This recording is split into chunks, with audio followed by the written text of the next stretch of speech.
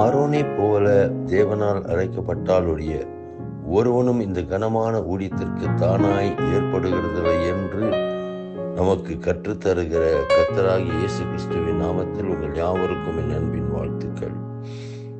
சமத்துவம் வளரட்டும் வளரட்டும். இனவெறி அமெரிக்கர்களிடையே இணைப்பிரியாமல் இருந்த காலம்.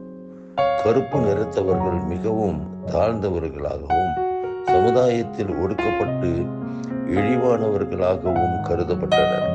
வெள்ளையர்களுக்கும் கருப்பர்களுக்கும் தனித்தனி பள்ளிகளும் கல்லூரிகளும் அமைக்கப்பட்டு கல்வி அளிக்கப்பட்டு வந்தது. ஒற்றுமை என்பது கானல் நீராக கூட காட்சி அளிக்காமல் இருந்த காலம். மார்ட்டின் லூத்தர் கிங் புரட்சிகர மனிதனாக புதுமைகள் செய்ய புறப்பட்டார். கருப்பு இனத்தவரின் காவலனாக, வெள்ளை இனத்தவர்களுக்கு நண்பனாக, அவர்களிடையே சமத்துவம் ஏற்படவும் பொது நீதி கிடைக்கவும் போராட்டங்களை நடத்தினார்.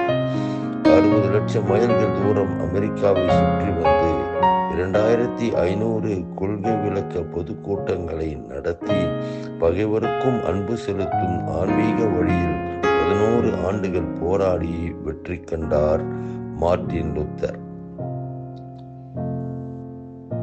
கருப்பு இன மக்களை தட்டி எழுப்பும் கடிதம் ஒன்றை எழுதினார். இது உலக புகழ்மிக்க உரிமை குரலாக அமைந்தது. உலக நாடுகள் அனைத்தின் கவனத்தையும் தன் பக்கம் ஈர்த்தார் மார்ட்டின் லூத்தர் கிங். சுமார் 2.5 லட்சம் கருப்பு இனத்தவர்களை கூட்டி சேர்த்து தன் கனவுகளை வெளிப்படுத்தினார். போராட்டங்கள் வெற்றி பெற்றதால் பட்டங்கள் அவரை தேடி வந்தன. 1965 ஆண்டின் சிறந்த மனிதர் என்ற டைம்ஸ் பத்திரிகை புகழ்ந்தது. உலக சமாதானத்திற்கான நோபல் பரிசை தமது 35 வயதிலேயே பெற்றுக்கொண்டார். சமத்துவத்தை மலர செய்த இவர் நிறவெறி பிடித்த ஒருவனால் கொடூரமாக சுட்டுக் கொல்லப்பட்டார்.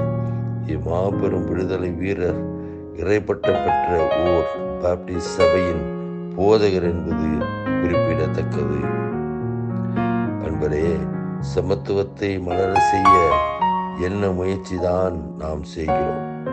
வாழ்க்கையின் மிக முக்கியமான கேள்வி எதுவெனில், நாம் மற்றவர்களுக்காக என்ன செய்து கொண்டிருக்கிறோம் என்பதே என்று மார்ட்டின் லூத்தர் தன் புத்தகத்தில் எழுதியிருக்கிறார். ஆண்டவரே, ஏற்ற தாழ்வுகளை களைந்து சமத்துவத்தை நிலைநாட்ட என்னை அர்ப்பணிக்கிறேன். கர்த்தர் நம்மை ஆசீர்வதிப்பாராக.